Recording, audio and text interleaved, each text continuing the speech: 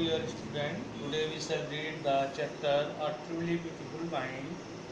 It is based on the Albert Einstein, who born on 14 March 1879 in a German city of Ulm. तो Albert Einstein, जैसा कि आपने नाम सुना होगा, ये एक प्रसिद्ध वैज्ञानिक थे। इनका जन्म जो है जर्मनी के उल्म शहर में हुआ था। ये इनका सिर बहुत बड़ा था, जिससे इसकी माँ इनको कहती थी कि यार जो अल्बर्ट आइंस्टीन है वह अद्भुत है। 2.5 वर्ष की उम्र तक इन्होंने बोलना नहीं सीखा, और जब ये बोलने लगे तो किसी भी शब्द को 2 बार जो है दोहराते थे। और यह जो है अपने दोस्तों के साथ खेलने की अपेक्षा खिलौनों से खेलना पसंद करते थे, इसलिए इनके साथी जो सहपाठी थे वह इन्हें ब्रदर बोरिंग कहते थे।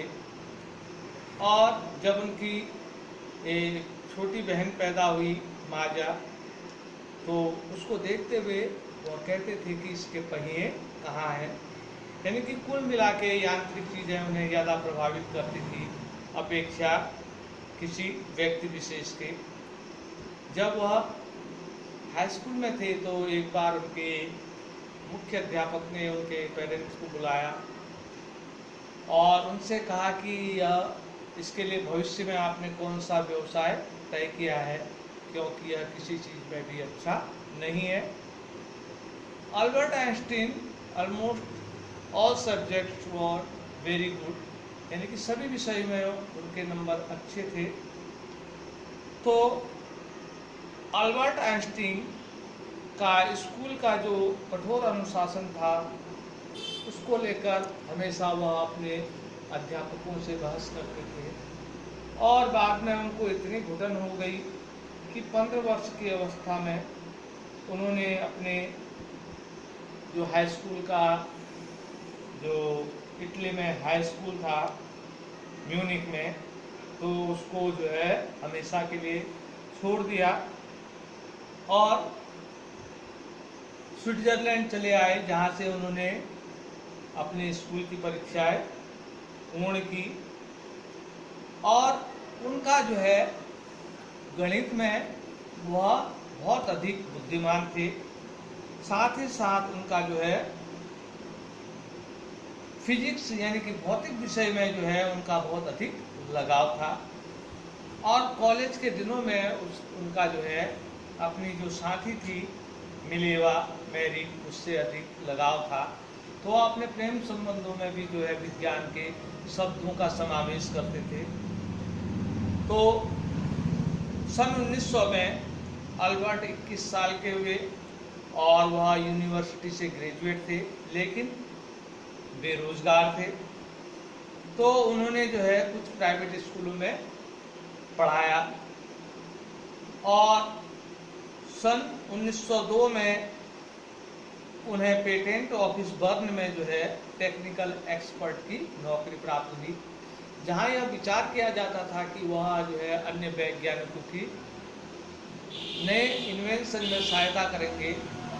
तो अल्बर्ट आइंस्टीन गोपनीय तरीके से अपने विचार जो है विकसित कर रहे थे, और इसलिए उन्होंने मजाक में एक दिन अपने पेटेंट ऑफिस के डेस्क के ड्रॉअर को ब्यूरो ऑफ थियोरेटिकल फिजिक्स की संज्ञा दी। और उन्होंने 1905 में सापेक्षता के विशेष सिद्धांत को जो है एक प्रतिपादित किया, और जिसमें उन्होंने समय और जो अंतर है उसकी जो है सही गणना की, और उन्होंने बताया कि दोनों की जो स्थिति है एक समान नहीं रहती। और उन्होंने E बराबर mc² का सिद्धांत भी प्रतिपादित किया। जिन दिनों वह अपने ये भौतिक विषय से संबंधित जो है समस्याओं का समाधान कर रहे थे, उनकी जो अपनी पर्सनल लाइफ थी वह उस पर व्यवधान उत्पन्न हो रहा था।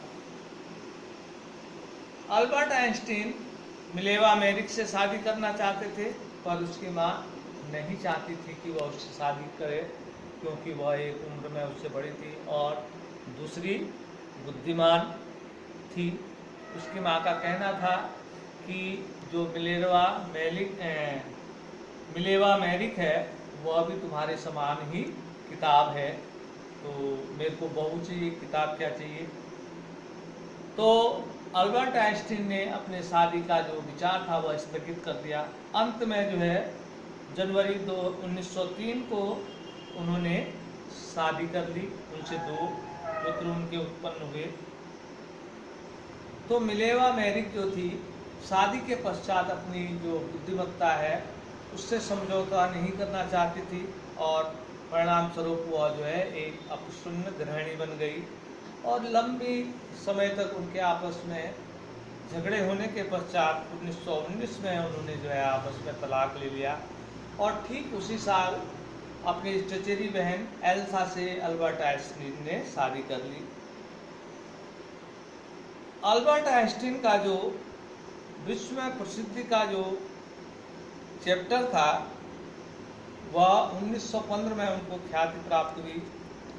उन्होंने जनरल थ्योरी ऑफ रिलेटिविटी पर जो है यानी कि सापेक्षता पर जो है एक सामान्य सिद्धांत प्रतिपादित किया और जिन्होंने गुरुत्वाकर्षण को एक नए ढंग से परिभाषित किया और सन 1919 में होने वाला सूर्य ग्रहण उसने इसको सही साबित किया।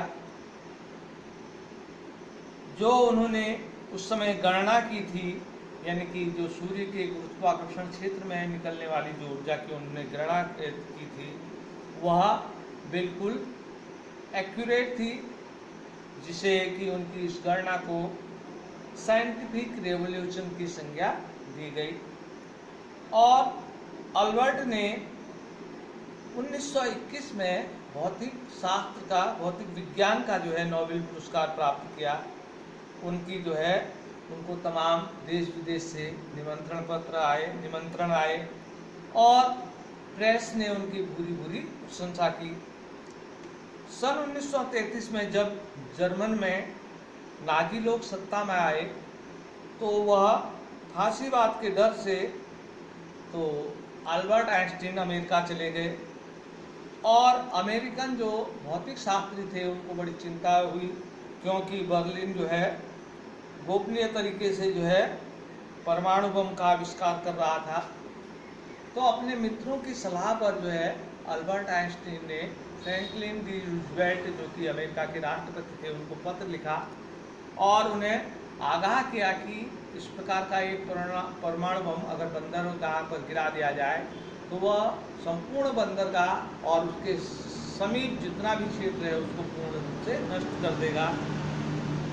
इसका प्रभाव यह हुआ कि अमेरिका ने भी गोपनीय ढंग से जो है परमाणु बम बनाना शुरू किया और सन 1945 में उन्होंने जो है जापान के 2 प्रमुख शहर हिरोशिमा और नागासाकी पर परमाणु बम को गिराया और उसके पश्चात जो वहाँ भयंकर विनाश हुआ उससे अल्बर्ट आइंस्टीन बहुत अधिक प्रभावित हुए और तब उन्होंने विश्व की एक सरकार बनाने का जो है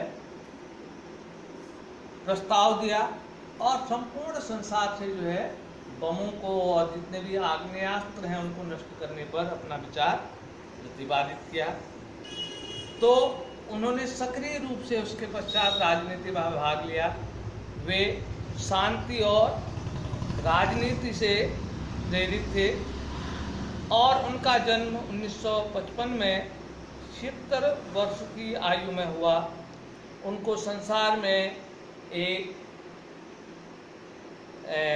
दृष्टांतवेत्ता और वर्ल्ड सिटीजन के रूप में उनको वैज्ञानिक के साथ साथ उनको वर्ल्ड सिटीजन के रूप में जाना जाता है। ये एक महान व्यक्ति थे और जिनका जो नियम जो है सापेक्षता का वह पूर्ण रूप से संसार में अभी भी व्याप्त है। धन्यवाद। ये वर्ड मीनिंग उतार लेंगे आप, जो कठिन शब्द हैं।